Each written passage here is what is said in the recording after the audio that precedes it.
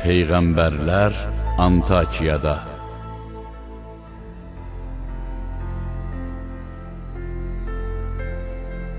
Ülgər Həbibin imanı və fədakarlığı.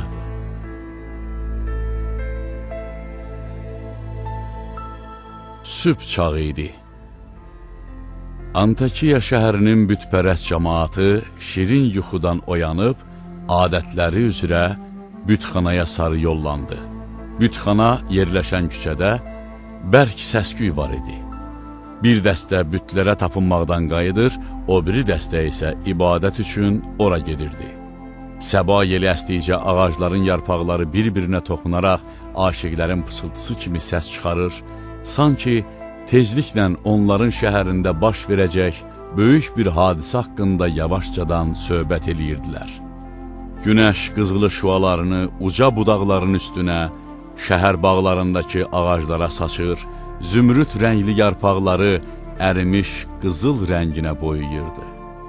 Bellərinə yemək və dəstərxan bağlamış, əllərində uzun ağac tutmuş çobanlar, dolambac, əyri-üyrü küçələrlə qoyunları dağlara sarı aparırdılar. Elə bu anlarda şəhər cəmaatı iki yad adam gördü. Üz gözlərindən bərk yorğun və yuxusuz görünən bu iki nəfər şəhərin ala qapısından girib, onun mərkəzinə doğru gedirdi. Şəhərə təzə gəlmiş həmin şəxslər şəhərin küçələrindən keçib bütxananın yanındakı izdihama çatdılar. Qonaqlar arxalarını bütxanaya, üzlərini cəmaata çevirib dedilər: "Biz Tanrı tərəfindən sizin yanınıza göndərilmişik." Sonra o iki nəfər mehribanlıqla söhbətə başlayıb, nüfuz edici, güclü məntiqlə bütlərin acizliyini, zəifliyini, bütpərəst əqidəsinin puçluğunu cəmaata açıb danışdı, onları təkallahlığa inanmağa, Tanrı sevərliyə çağırırdı. Peyğəmbərlərin sözləri hələ qutarmamışdı ki, illərlə bütlərə ibadət etmiş bir neçə qoca qışqıra-qışqıra irəli cumub qonaqlara qaba şəkildə, kobudluqla yaraşmaz sözlər söyləməyə, dediklərini yalana çıxarmağa başladı. Öz mənafeylərinin qorunmasını, bütpərəstliyin qalmasında görən bir neçə varlı kişi də fürsətdən istifadə eləyib, qoluzorlu cavanları Peyğəmbərlərin əleyhinə çıxmağa qızışdırdı. Bərk səs-küy qopdu, Peyğəmbərlərin şəhərdə cəmaat arasında qalması təhlükəli oldu. Azca qalmışdı ki, coşmuş, özlərindən çıxmış cavanlar onların qəsdinə dursun. Amma adamların sıralarını dəlicəsinə yarıb, o iki Peyğəmbərə doğru tələsən başqa bir yad şəxsin görkəmi cəmaatın diqqətini özünə çəkdi. O, başqa bir Peyğəmbər idi. Tanrı tərəfindən bu iki Peyğəmbərin dəvətinin qəbul olunması üçün göndərilmişdi. O, həmin iki Peyğəmbərə qoşuldu. Hər üçü coşqunluqla cəmaatı ilahi dəvətini qəbul etməyə, tək Allaha tapınmağa, bütlərdən əl çəkməyə çağırdı.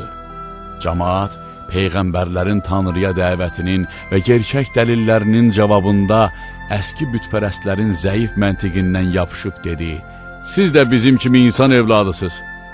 Rəhimli Tanrı öz vəhy və ilhamını bəşər tayfasına göndərmir." Sonra onlar ədəbsizlər kimi Peyğəmbərləri yalançılıqda, iftirada təqsirləndirdilər. Peyğəmbərlər dedilər: "Tanrımız bilir ki, biz onun göndərdiyi Peyğəmbərlərdənik.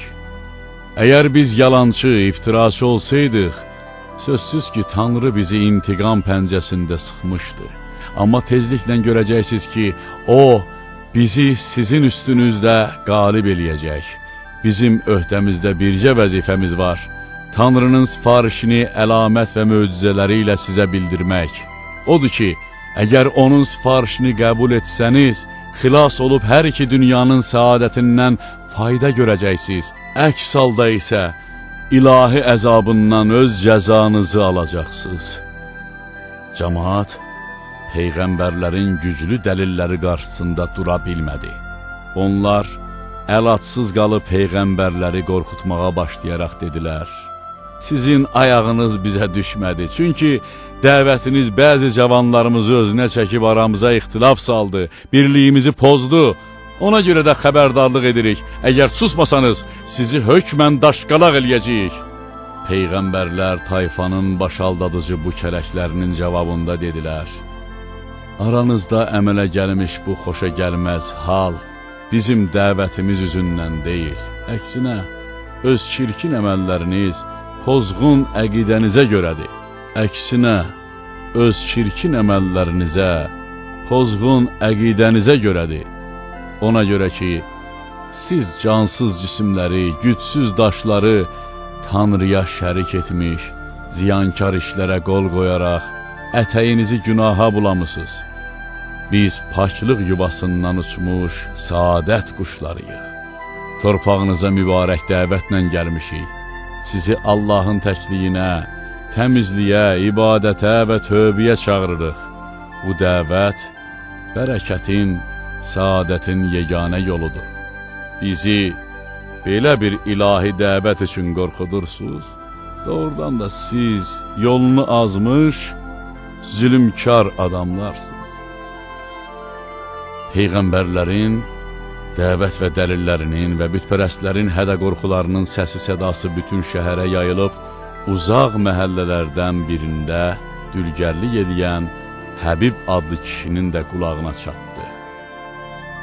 Həqiqət sevər bu kişi həmin xəbəri eşitcək, Peyğəmbərlərin həyatına görə narahat olub, dərhal onların yanına getdi. Həbib sidq ürəklə Peyğəmbərlərin müdafiəsinə qalxdı. O, üzünü cəmaata tutaraq dedi: ay cəmaat, Tanrının dəvəti yolunda əzablara dözsələr də, sizdən heç bir muzd istəmirlər. Bütpərəstlik tərəfdarları isə mal və vəzifə xatirinə sizi bütlərə tapınmağa çağıraraq cahilliyinizdən istifadə edirlər. Bu Peyğəmbərlər isə sizdən nə mal istəyirlər, nə vəzifə. O sonra Tanrıya iman gətirdiyini bildirərək dedi: mən Tanrıya necə iman gətirməyim? Axı məni o yaradıb, hamımızın yolu ona sarıdır. Mən gerçəkliyi tapdalayıb, ağlın hökmünü qulaq ardına vurub dinsiz ola bilmərəm. Məyər mən bağışlayan Allahı qoyub, dadıma yetməyə qadir olmayan bir Tanrı seçə bilərəmmi?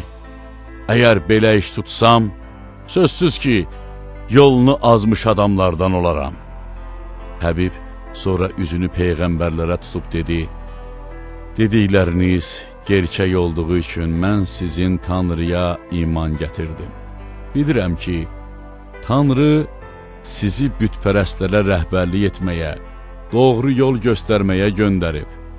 Onun yanında mənim imanıma şahidlik eləyin. Həqiqətsevər dülgərin güclü dəlili, saf imanı cəmaat arasına vərvərə saldı.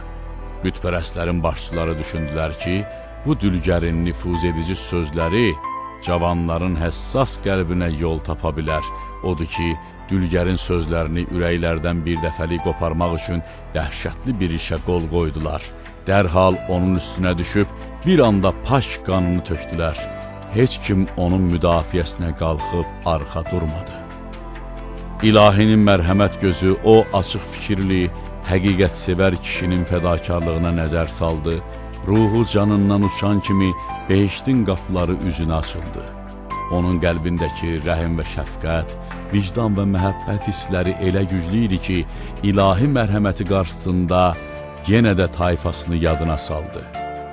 O, zülümkar, pis fikirli tayfa, həqiqətsevərliyinə görə, xeyrxahlığına görə Həbibin qanını töksə də, dülgər rəhmə gəlib dedi: kaş imanıma görə Tanrının bəxş etdiyi bu yaxşılıqdan tayfamda xəbər tutub saadət evində mənlə qonşu olaydı.